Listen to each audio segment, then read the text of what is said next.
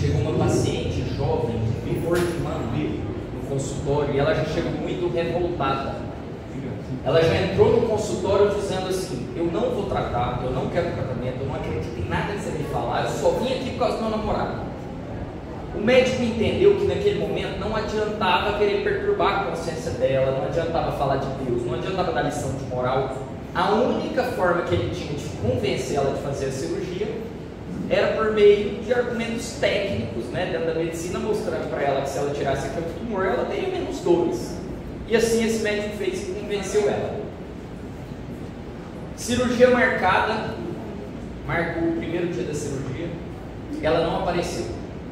Ele ligou para ela, ela falou as mesmas coisas para ele, com muito amor, muito carinho, muita paciência, convenceu ela a fazer a cirurgia de novo. Segunda cirurgia marcada, ela não apareceu. Ele ligou para ela repetiu as mesmas coisas e ele, com muito amor, muito carinho, muito boa vontade, convenceu ela novamente. Terceira cirurgia marcada, ela não apareceu. Ele liga para ela e ela cada vez mais grossa, e ele convence ela novamente, com muito carinho. Quarta vez que a cirurgia foi marcada, ela foi. Ele fez a cirurgia, deu tudo certo. Ela foi para o quarto de recuperação, que é o quarto de convalescentes ali, né, que nós dizemos. E a primeira pessoa a visitar ela foi o médico. Na hora que ela entrou, na hora que o médico entrou no quarto, ela já começou a chorar e agradecer. E ele falou: mas você não tem nada a me agradecer, eu só fiz meu trabalho. Ela falou: não, você foi muito além do seu trabalho, porque você não tinha obrigação de ficar aguentando meu mau humor. Eu estava presa numa bolha do pessimismo e não via o que estava acontecendo, eu estava revoltada. E eu vi Deus no Senhor, eu que nem acredito em Deus, senti Deus no Senhor. Porque eu nunca imaginei que alguém que nem é da minha família pudesse preocupar-se comigo. Essa é a atitude que Jesus espera de nós. Frente com a ovelha perdida, frente àqueles que erram. Paulo de Tarso sentiu isso na pele. Talvez como o maior símbolo de ovelha perdida que nós temos, quando ele estava nas portas de Damasco. Chegando às portas de Damasco, ele vê Jesus, fica cego, cai do cavalo. Jesus pergunta para ele: Saulo, Saulo, por que me persegues? E ele devolve a pergunta, fala: Senhor, o que queres que eu faça? E Jesus fala: não recalcitres perante os aguilhões. Depois de ter se tornado o maior divulgador do cristianismo, em Romanos capítulo 5, versículo 20, ele vai dizer: aonde abundou o pecado, transbordou a graça. Quanto mais nós erramos, mais Jesus se esforça para nos trazer de volta. E hoje eu aqui com vocês, cheio de mazelas, cheio de paixões, um aleijado espiritualmente falando, uma ovelha perdida de modo propriamente dito. Eu sinto toda a graça divina na nossa vida como nós temos essas oportunidades aqui. Bom, eu tenho dito nos estudos nas casas espíritas que eu tenho achado os temas sugeridos pelas casas ultimamente um pouco complexos, e eu vou explicar para vocês o porquê. De um tempo para cá, essa transição planetária que nós estamos vivendo, um mundo de provas e expiações, um mundo de regeneração, uma guerra iminente entre o bem e o mal, falsas doutrinas transvestidas de virtuosidade, uma guerra de narrativa em que a gente não sabe mais em quem acreditar, uma crise de identidade não só entre jovens, mas também entre os adultos, um materialismo exacerbado que fica nos dizendo o tempo todo o que nós devemos ter, o que nós devemos ser. Para você ser feliz, você tem que ter um telefone assim, você tem que ter aquele carro, você tem que ter aquela casa, você tem que se enquadrar no padrão de beleza estabelecido pela sociedade, seu corpo tem que ser assim, você tem que ter o cabelo assim. Nós estamos vivendo a vitória do ter sobre o ser vai ficando escondido, nós vamos esquecendo quem nós somos, nós vamos perdendo a noção do que é sagrado e a vida vai perdendo sentido. Schopenhauer fala assim: nós somos livres para fazer o que queremos, mas não somos livres para querer o que queremos, porque na maioria das vezes aquilo que nós queremos é algo que alguém diz que nós queremos. Nós nunca quisemos aquilo, mas nós vamos acreditando, nós vamos perdendo a nossa identidade, a gente vai imitando os outros, nós começamos a viver sonhos dos outros. E Ana Teresa Camasmi vai dizer que nós estamos passando por um momento de dessacralização da família. Nós perdemos a noção do que é sagrado, porque nós não fazemos mais refeições juntos, nós não oramos antes das refeições. Parece que nós pegamos todo o patrimônio cultural que foi responsável por sustentar a civilização até hoje, nós jogamos isso no lixo. Nós não temos tempo para conversar uns com os outros, nós não ensinamos nossos filhos a andar de bicicleta, nós não passeamos mais com o cachorro, nós não temos, gente, eu estou me colocando isso no meio, nós não temos tempo para conversar com o marido, com a esposa. A minha esposa, ela fala para mim, você tem tempo para conversar com todo mundo, mas tem tempo para conversar comigo? Eu vou ter que me matricular no estudo lá no centro para a gente conversar. Então eu estou me colocando no meio também. E nós vamos perdendo a noção do que é sagrado. E coisas que antigamente eram consideradas como absurdas, nós passamos a vulgarizar elas. E eu vou dar um exemplo para vocês. Eu fui 2 vezes no Rio de Janeiro, nos últimos 5 anos. E aquilo, assim, eu fiquei encantado. Aquela mistura daquela metrópole, dentro de uma paisagem exuberante. Você sai ali, você desce um prédio ali, Itaipanema, Copacabana, Leblon, Barra da Tijuca, um trem mais lindo que o outro. Mas nas 2 vezes eu fiquei assustado com uma coisa. Crianças, meninos e meninas, adolescentes, homens e mulheres na praia vendendo droga, como se estivesse vendendo uma mercadoria comum. Maconha e cocaína. Eu não estou falando que aqui não tem gente vendendo droga, só que tem um certo pudor, um certo escrúpulo. Porque o que acaba com uma nação não é a maldade dos maus, é a falta de indignação dos bons. Então, se você acha normal alguém vendendo droga na rua como se fosse uma mercadoria normal, desculpa, mas você perdeu totalmente a noção do que é sagrado. Isso nós estamos falando de drogas, sem entrar na sexualidade, que está totalmente vulgarizado. Porque nós vemos adolescentes, meninos e meninas, homens e mulheres, conversando coisas do tipo de quantos parceiros já tiveram, ou de quantos parceiros já tiveram um dia, ou de quantos parceiros tiveram uma relação, como se isso fosse normal, ou como se isso fosse vantagem. E eu não estou aqui para demonizar o sexo é sagrado, mas também não é para vulgarizar. O próprio Emmanuel vai dizer, não é proibição, é educação. Então é disso que eu estou falando para vocês, das complexidades dos temas hoje em dia, porque nós saímos do terreno das questões puramente técnicas do Espiritismo, Espírito, Perispírito, plano espiritual, reencarnação, mediunidade. Nós saímos do terreno da psicologia genérica do amor, amar ao próximo como a si mesmo, não fazer aos outros aquilo que você não gostaria que os outros fizessem, amar os inimigos, se alguém te bater numa face, você doar a outra. Não que isso não seja importante, isso é a base, só que nós saímos disso aqui para um próximo degrau, que é de pegar essas lições de Jesus e levar para o dia a dia, lá para fora, para o cotidiano, para a rotina, de fazer a transferência, de pensar assim, como que eu posso pegar os ensinamentos de Jesus e aplicar lá fora com os meus maiores desafetos? Porque se não for para fazer essa reflexão, qual é o sentido de nós virmos aqui, adquirirmos essas informações, lermos livros, saber tudo de Kardec, de Jesus, sendo que quando nós saímos da porta para fora, nós continuamos nos comportando exatamente da mesma forma que nós nos comportávamos antes de ter essas informações? Uma religião só faz sentido existir, só está cumprindo seu papel se ela nos transforma como pessoas e nós, por nossa vez, melhoramos o mundo lá fora. Uma religião só faz sentido existir se ela transforma aqui dentro, ela cria uma transformação moral. E essa transformação moral faz diferença na vida dos outros, provoca uma transformação social. Então qualquer reflexão que eu tenho que fazer todo dia que eu saio de uma casa dessa, de qualquer templo cristão, quando eu estou saindo daqui, eu saio melhor do que eu cheguei? Eu proponho isso para os meus alunos da musculação, de personal, porque o aluno chega para mim e fala assim, hoje eu quero um treino fácil. E eu falo para ele, você acordou 6 horas da manhã, paga caro para isso, você me falar que você quer sair daqui igual você chegou, faz sentido. A diferença é que na musculação nós treinamos o corpo, né? Aqui a gente está aqui para malhar a alma, o espírito. Então quando o Mauro me convidou no dia 1º de outubro para fazer a palestra, tinha 2 temas aí em aberto, a parábola do semeador e da ovelha perdida. Eu logo não hesitei, já peguei logo a parábola da ovelha perdida, eu falei assim, aqui eu tenho propriedade, aqui eu entendo que eu sou mestre, aqui eu sou especialista, e é errado. E talvez alguns vão dizer, lá vem o Henrique com essa falsa modéstia. Minha mãe, minha esposa, os meus amigos estão aí espalhados para testemunhar para vocês a legitimidade das minhas palavras.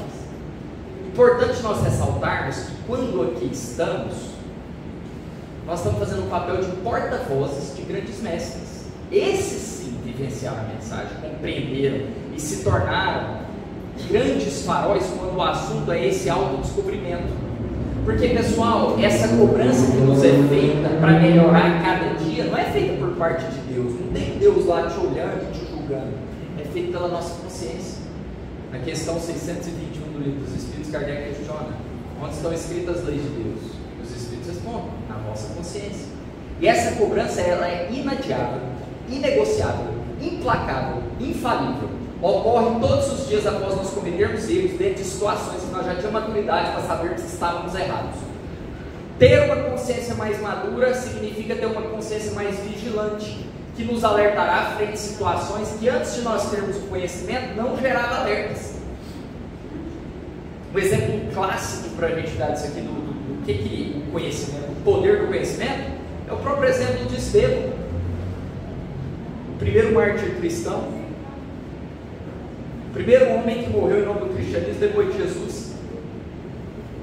Ele estava preso pelo seu algoz, Saulo de Tarso, antes de se converter ao cristianismo, e os fariseus doutores da lei lá fazem uma proposta para ele. Eles falam assim para ele: se você negar Jesus, a gente solta agora.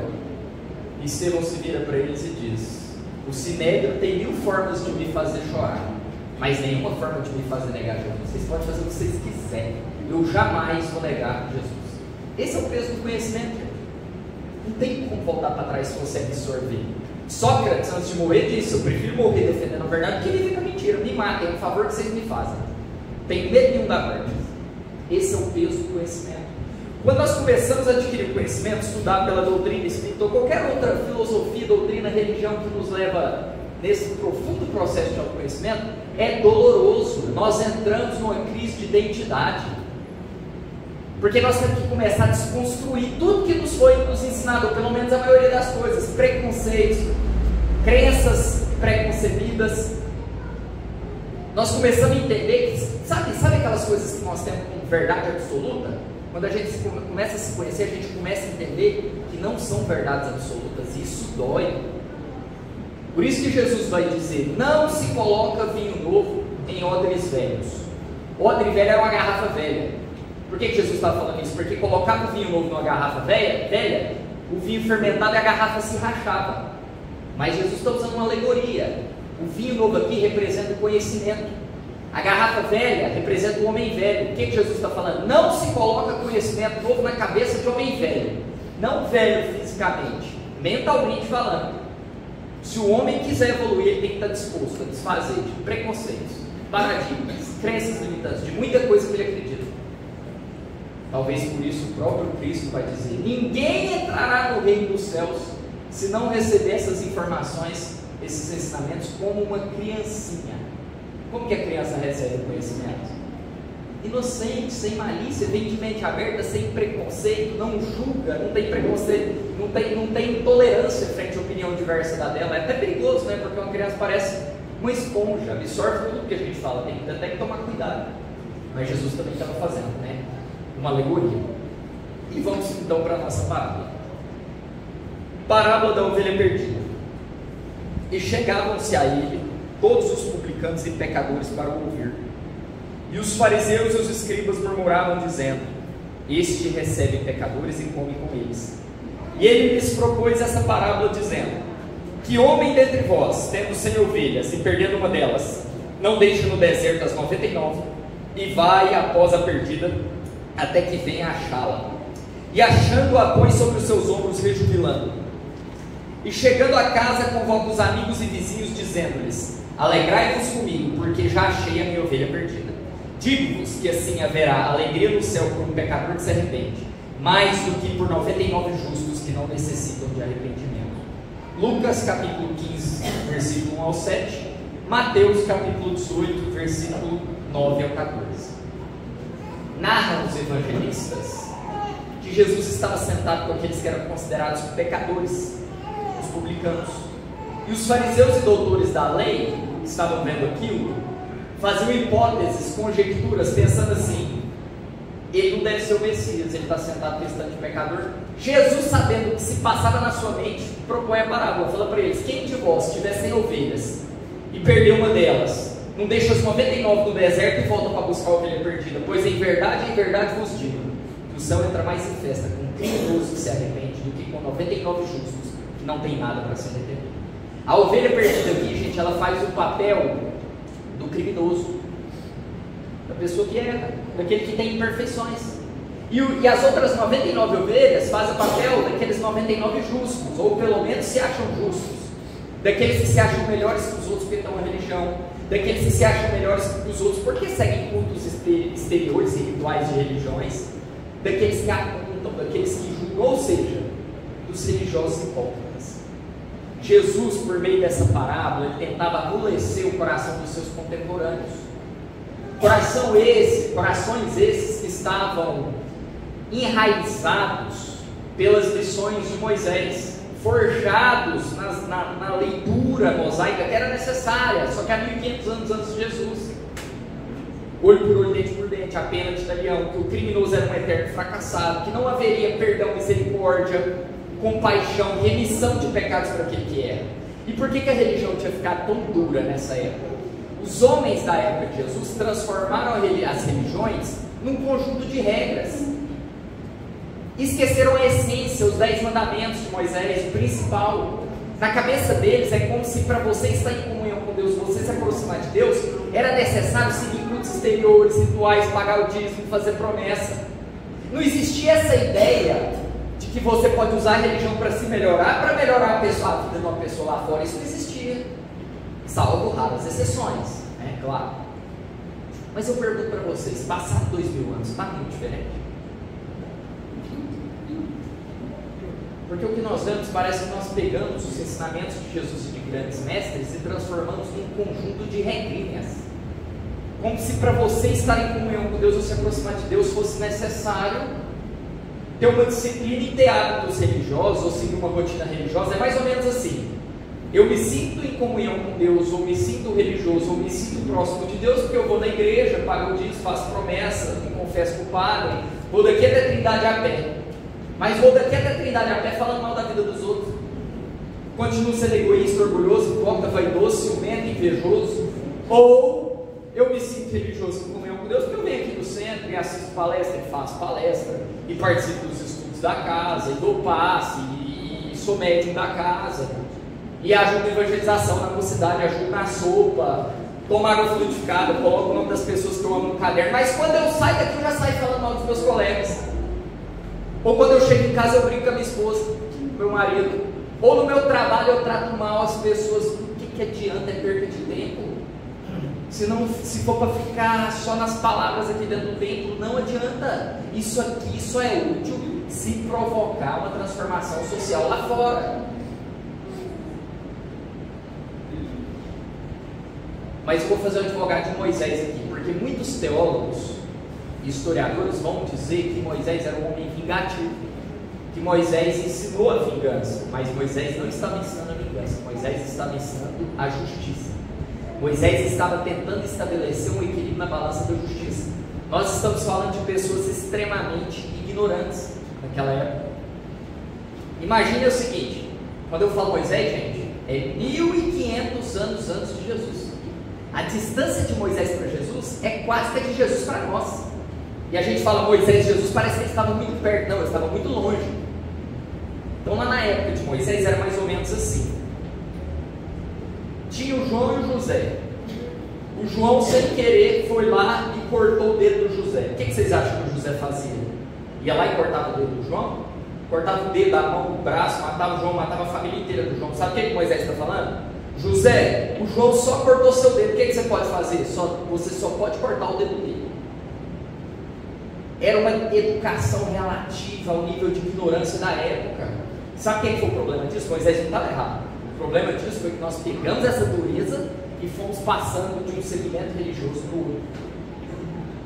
O Espiritismo e outras doutrinas, filosofias espiritualistas nos trazem uma visão mais moderna, sutil, contemporânea das consequências dos nossos acertos ou dos nossos erros. O que o Espiritismo fala? Não existe lugar geográfico delimitado. Não existem lugares geográficos delimitados. Não existe céu e inferno. O que existem são estados de consciência. Nós construímos o nosso próprio céu, nós construímos o nosso próprio inferno, e a nossa situação no plano espiritual é proporcional e relativa aos nossos pensamentos, sentimentos e ações.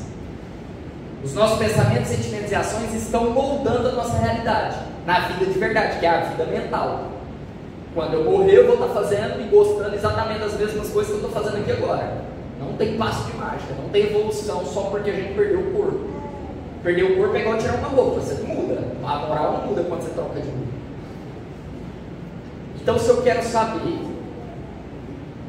qual vai ser a minha situação daqui a alguns anos, se eu quero saber a minha situação no plano espiritual, se eu quero saber a minha situação na próxima vida, basta analisar os meus pensamentos, sentimentos e ações de hoje, que eles estão moldando e construindo essa realidade.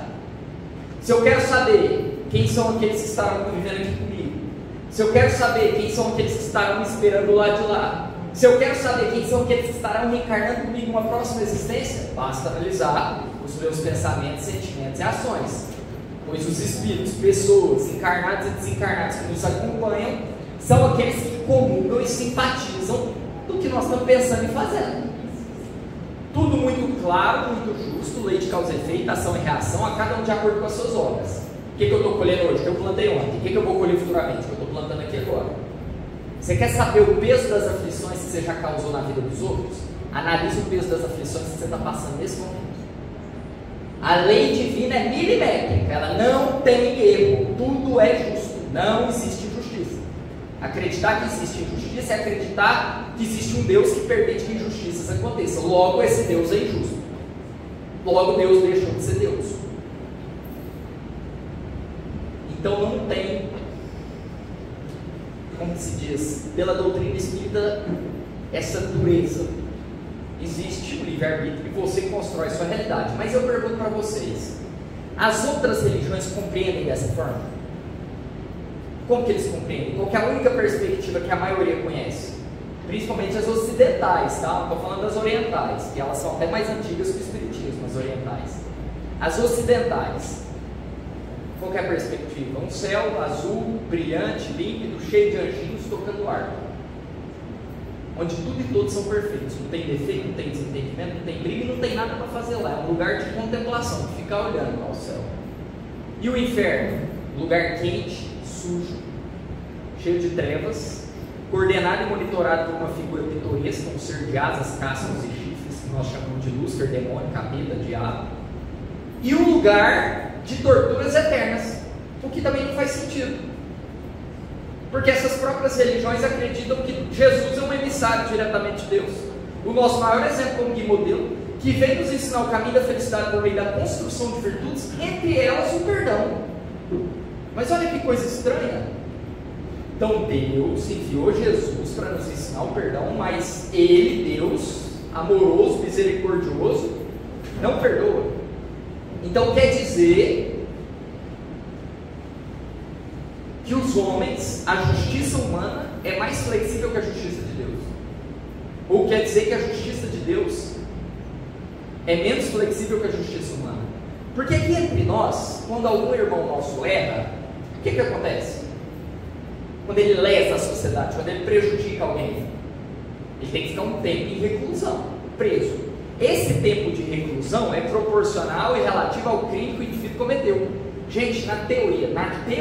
Na teoria, o Estado tem a obrigação de fazer que esse indivíduo que vai preso melhore, passe por um processo de reforma íntima, mude seus princípios, seus valores, para ele voltar a integrar e colaborar com a sociedade.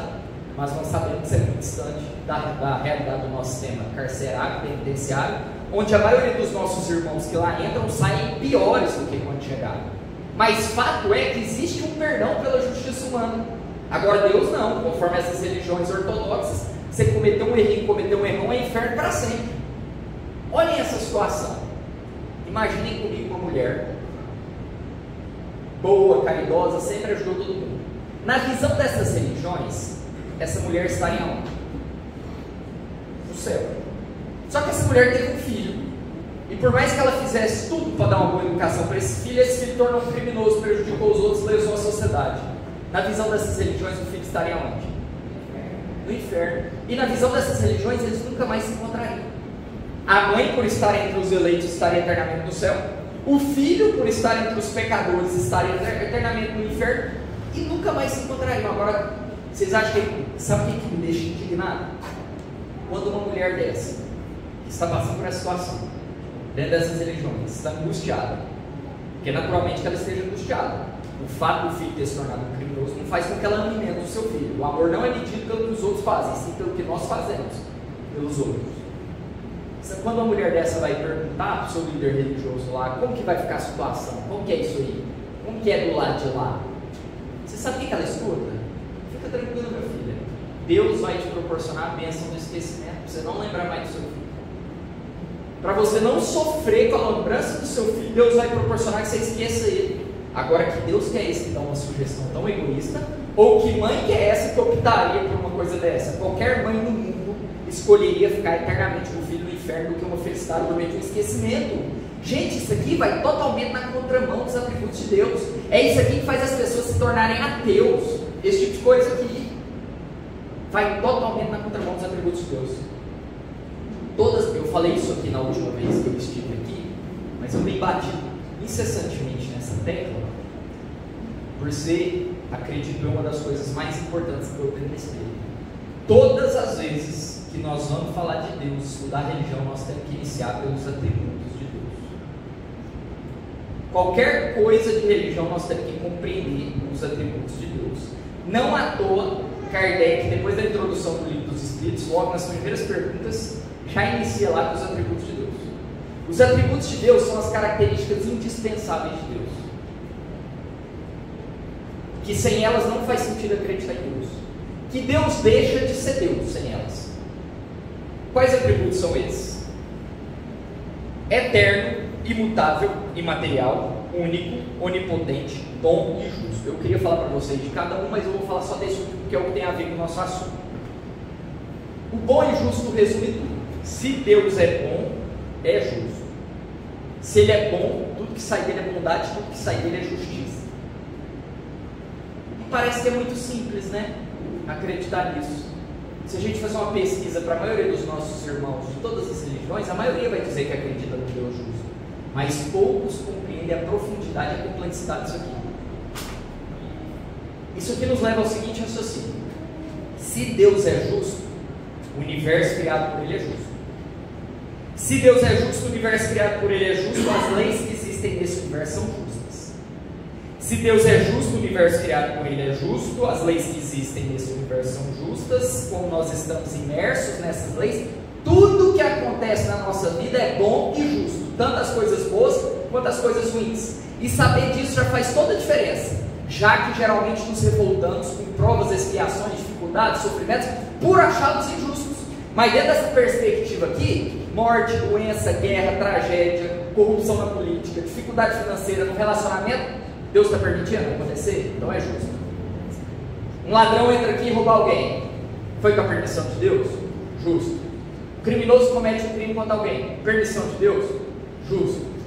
Político corrupto que está assolando uma nação, é com a permissão de Deus? Justo. Uma nação que se volta contra outra nação, é com a permissão de Deus? Justo. Porque se nós não acreditarmos nisso, nós vamos acreditar no quê? Deus não quer que essas coisas aconteçam, e mesmo assim elas estão acontecendo. Então Ele não manda mais nada. Ele não quer que nada disso, que não era para a terra estar assim, mesmo assim está. Então Deus perdeu o controle das coisas. Deus não quer que o malfeitor faça maldade, Ele está fazendo. Não quer que o criminoso cometa crime, está cometendo. Não quer que o ladrão roube, está roubando. Não quer que o político corrompa, ele está corrompendo. Então o malfeitor, o criminoso, o ladrão, o político corrupto são mais inteligentes que Deus. Eles arrumaram uma forma de burlar o sistema, não só o humano, também o divino. Por isso que eu falei para vocês, toda reflexão para entender qualquer coisa da vida tem que iniciar pelos atributos de Deus. Ou você acredita no Deus justo, ou você não acredita em Deus. Não tem como falar assim: eu acredito no Deus justo que não queria que essas coisas acontecessem, mesmo assim elas estão acontecendo. Acreditar no Deus justo que não queria que essas coisas acontecessem, e mesmo assim elas estão acontecendo, é acreditar no Deus que perdeu o controle das coisas. Agora eu tenho que fazer um adendo para vocês. Quando eu digo que Deus quer que essas coisas aconteçam, não é querer no sentido de se comprazer, não é que Ele gosta disso, é no sentido de permitir. E Ele permite porque é justo. Um criminoso só vai chegar até minha vida se na vida passada ou nessa vida eu cometer um crime contra alguém. Justo, absolutamente justo. O Arthur Valadares, ele fala numa palestra dele que numa situação de crime criminoso e vítima, a gente tem que sentir misericórdia e compaixão dos dois. Porque geralmente a gente sente compaixão de quem primeiro? E tem que sentir, mas também do criminoso, sabe por quê? A vítima está saindo do processo de expiação, o criminoso está entrando. A vítima de hoje é o criminoso de ontem, o criminoso de agora será a vítima de amanhã. Quando eu conversava isso com alguns amigos meus, agora, 2 meses atrás, nós estávamos viajando, e um deles falou assim para mim: então você quer dizer que existe um algoritmo divino que determina o que vai acontecer na vida de cada pessoa? Você quer dizer que existe um algoritmo divino que programou o que vai acontecer de provas, expiações, dificuldades, sofrimento na vida de cada um? Você quer me dizer que Deus tem um algoritmo que controla tudo de forma justa e sem erro? Eu falei: exatamente isso que eu quero dizer. Você entendeu? Porque se o homem, como criatura imperfeita, foi capaz de criar software, internet, inteligência artificial, algoritmo, não é muito difícil de imaginar que Deus, como criador perfeito, fez as leis da natureza de uma forma muito mais sofisticada. Tudo que é seu encontrará uma forma de chegar até você, já dizia o Chico. Tudo que é seu encontrará uma forma de chegar até você. Não existe sorte e azar. Não existe sorte e azar. O fulano lá ganhou na Mega Sena. Atração magnética, planejamento reencarnatório para passar pela prova da riqueza. Gente, se entrar um ladrão aqui agora, vocês acham que ele escolhe quem ele rouba? Ele não escolhe. Ele rouba quem ele atrai magneticamente, quem tem que passar pela prova do roubo. Quando a gente fala isso na mocidade, os meninos ficam loucos. Falam: mas então todo esse negócio de livre-arbítrio que vocês ensinaram é mentira, porque o ladrão não pode nem escolher quem ele rouba, cara. É mentira, né? Não tem nada de mentira. O negócio que o livre-arbítrio vem ser muito mal explicado, muito mal interpretado. Livre-arbítrio não é você fazer o que você quiser na hora que você quiser. É você entender que você está imerso num universo que já existe, que você pode exercer sua vontade no universo que já existe, só que esse universo tem regras e leis. Você não pode sair fazendo o que você quer na hora que você quer. Poder pode, mas tudo tem consequências, boas ou ruins. Logo, dentro desse raciocínio, o criminoso de hoje está sendo utilizado pela providência divina como ferramenta para que a vítima de hoje, o criminoso de ontem, retome seu lugar na harmonia do universo. É amor por parte de Deus, qualquer coisa que nós estamos passando. Agora eu tenho que fazer algumas observações para isso aqui não ficar mal interpretado, porque eu não estou protegendo o crime. Quando Jesus disse amar o próximo como a si mesmo, não fazer aos outros aquilo que os outros não gostariam, aquilo que não gostariam que os outros lhe fizessem, retribuir o mal com o bem, se alguém bater uma face na outra, Jesus não estava dizendo para nós deixarmos de combater o mal, de repreender o mal. O mal tem que ser repreendido, porque se a gente deixar de combater o mal vai sair da esfera individual e vai passar para onde? Para a esfera coletiva. Em São Luís, no capítulo 10 do Evangelho segundo o Espiritismo, vai dizer que nós temos que repreender o mal. Se tem um indivíduo ou um grupo de indivíduos causando prejuízo para uma nação, esse indivíduo, esse grupo de indivíduos tem que ser repreendido, porque é melhor que se caia um homem do que se caiam vários, é melhor que se tome um homem do que vários venham ser as suas vítimas. Agora, quando a gente vai repreender o mal, quando a gente vai atuar dessa forma aqui, qual é o meu sentimento? Eu de fato estou preocupado com o coletivo, ou eu estou me comprazendo em apontar o defeito do outro? A questão é o sentimento, não é a atitude. Esse é um dos pontos mais obscuros da doutrina de Jesus. Não porque ele explica o mal, porque a gente não tinha maturidade para compreender. Entrou um ladrão na minha casa. Qual o meu direito? Não só o meu direito, como o meu dever. Eu tenho que acionar as autoridades. Senão vai roubar a casa do outro, vai roubar a casa do outro, vai roubar a casa do outro. Agora, quando eu vou fazer isso, acionar as autoridades, qual que é o meu sentimento para aquele irmão? Para aquela ovelha perdida? Porque eu não preciso odiá-lo. E também não preciso vê-lo como inimigo. É alguém por livre e espontânea vontade decidiu fazer o mal. Eu, por livre e espontânea vontade, decidi combater o mal. Mas eu não estou combatendo ele. Não é contra ele que eu estou lutando. Eu estou lutando contra o comportamento dele, que é temporário. Que não, lá na frente ele não vai atuar mais dessa forma. É um processo de educação. É mais ou menos assim: eu te perdoo, mas você tem que arcar com as consequências dos seus atos. O perdão não exime a necessidade do indivíduo ter que se reajustar à lei. Se eu estou na minha casa e entra alguém mal intencionado, um malfeitor, e ele está me ameaçando e ameaçando a minha família, qual é o meu direito, não só o meu direito, como o meu dever. Eu tenho que me proteger, tenho que proteger minha família. A legítima defesa não é apenas uma lei humana, é uma lei divina, está no livro dos Espíritos, lei da conservação. Toda criatura tem que prezar pela sua vida e pela vida dos seus.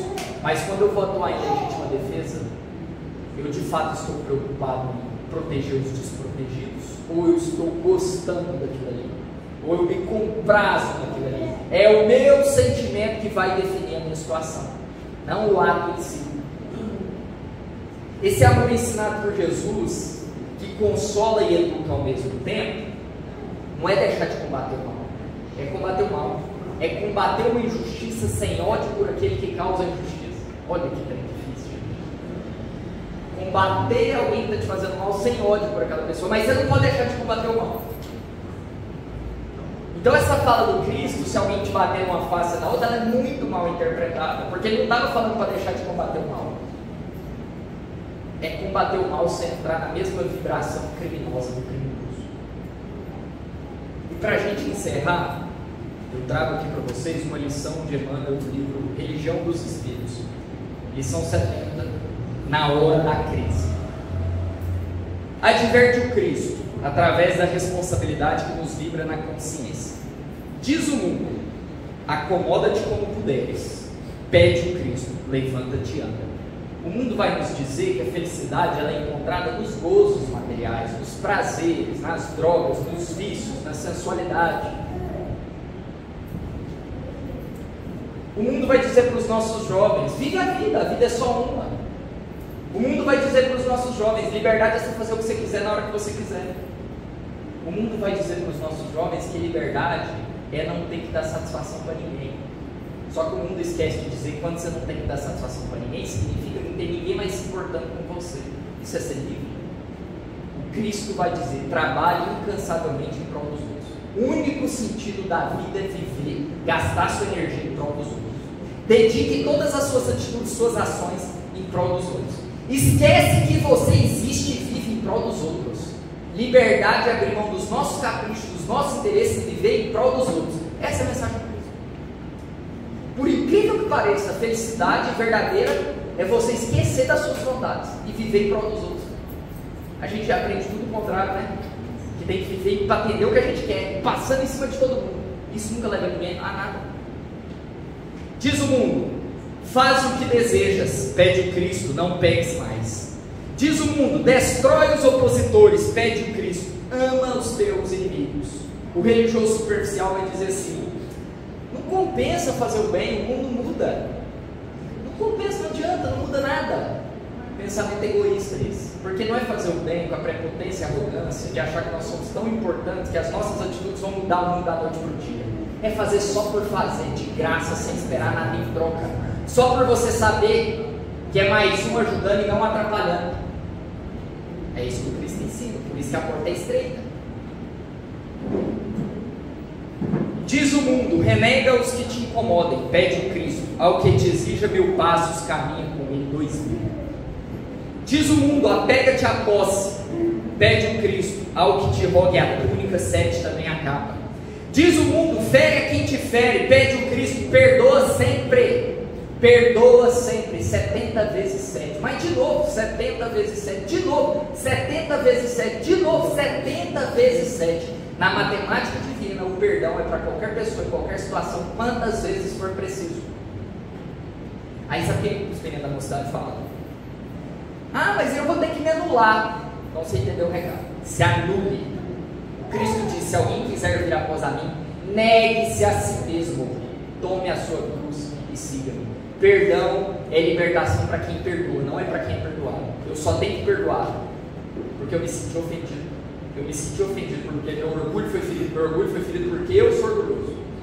Ah, mas então o outro me machuca, me fere, me magoa, não tem nem o direito de se sentir ofendido. Se você quiser ser feliz, não. Direito tem, todo mundo tem. Mas não existe a possibilidade de guardar mágoa, ódio, raiva, rancor e ser feliz. Não tem como. É contraditório. Nós conhecemos várias pessoas que são egoístas, orgulhosas e vaidosas. Mas nós não conhecemos ninguém que é egoísta, orgulhoso, vaidoso e feliz. Não é. Diz o mundo: descansa e goza. Pede o Cristo, avança enquanto tens luz. Diz o mundo: censura como quiseres, pede um Cristo, não condenes. Pessoal, você quer se ver livre daquela pessoa que você tem dificuldade de conviver? Ame e perdoe. Só o amor liberta, só o amor cobre a multidão de pecados. O ódio aprisiona. Enquanto eu tiver mágoa, ódio, raiva, rancor, aquela pessoa que eu tenho dificuldade de conviver estará retornando para a minha vida. Aqueles que eu tenho dificuldade de conviver só não voltarão comigo quando eu amá-los da mesma forma que eu amo aqueles que eu mais amo. O Jorge Elahá, numa palestra, ele fala uma coisa, eu ri demais do livro dele. Ele fala assim: quando você se vira para alguém e fala assim, eu te odeio, é como se você estivesse falando assim para a pessoa, espiritualmente falando, eu quero nascer com você de novo. Só o amor liberta. Diz o mundo: não repares os meios para alcançar os fins. Diz o Cristo: serás medido pela medida que aplicares aos outros. Diz o mundo: aborrece os que te aborreçam. Pede o Cristo: ora pelos que te perseguem e caluniam. Uma amiga minha mudou de Rio Verde, ficou muito tempo em São Paulo, uns 10, 15 anos. E quando ela foi voltar de São Paulo, ela colocou toda uma expectativa equivocada, que as pessoas aqui estão morrendo de saudade dela, que iam fazer uma festa, quando ela vaidade pura, sofreu pela vaidade. Quanto maior a vaidade, maior o dom. E ela estava conversando comigo, a gente é muito próximo, tá? Eu vou falar para ela, eu vou dizer para vocês que eu falei para ela. Ela conversando, chorando, falando: mas meus amigos não me dão satisfação, meus amigos não me chamam para nada, meus amigos isso, meus amigos aquilo. Eu só fiz uma pergunta para ela, eu falei: quem te falou que seus amigos te devem alguma coisa? Mas eu digo para vocês quem falou: o mundo egoísta, vaidoso, cego pela vaidade, esse mundo que fica ensinando para a gente, nós temos o direito de exigir que os outros nos tratem da forma que nós achamos que nós merecemos ser tratados. Porque respeito todo mundo merece. Agora, eu queria obrigar as pessoas a se comportar do jeito que eu acho que elas têm que se comportar. Gente, o mundo vai dizer assim para vocês: as pessoas te devem um bom tratamento. Jesus vai te dizer: ninguém te deve nada. Ninguém te deve nada. Felicidade não vem pelo que os outros fazem por nós, e sim pelo que nós fazemos pelos outros. Talvez por isso Jesus disse para Simão Pedro: que creias, te levareis onde não queiras ir. Alguns teólogos interpretaram isso como se Jesus estivesse falando para Simão Pedro da morte. Agora, vocês acham que Jesus Simão Pedro tinha medo da morte? Em plena convicção que a vida de verdade é no plano espiritual e que a situação deles lá é muito melhor que isso aqui. Esses espíritos evoluídos, eles têm mais medo de nascer do que de morrer. Jesus estava falando para ele da morte espiritual, para o seu renascimento espiritual. Jesus está falando assim, vou colocar nas nossas palavras: Simão, você quer seguir meu caminho? Você vai ter que rachar seu espírito no meio. Deixe de ser egoísta, orgulhoso, vaidoso, hipócrita, ciumento, invejoso. Fortaleça suas virtudes. Largue preconceitos de lado. E entenda principalmente que amor próprio não é exigir que os outros te reconheçam.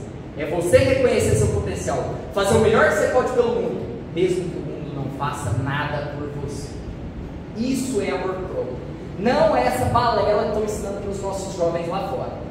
Quer pensar mais em você que nos outros, colocar seus caprichos? Totalmente na contramão das lições do Cristo. Isso não, pensar mais em você do que nos outros não é amor próprio, isso é egoísmo. Amor próprio é reconhecer seu potencial, ser dono de si mesmo e não se importar com nada, absolutamente nada, que venha de fora. Diz o mundo: acumula ouro e poder para que te faças terrível. Diz o Cristo: provavelmente nessa noite pedirão a tua alma, e o que amontoaste para quem será?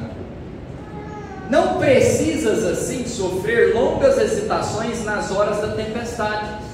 Se realmente procuras caminho justo, ouçamos o Cristo e a palavra dele, por bússola infalível, traçar-nos-á rumo certo.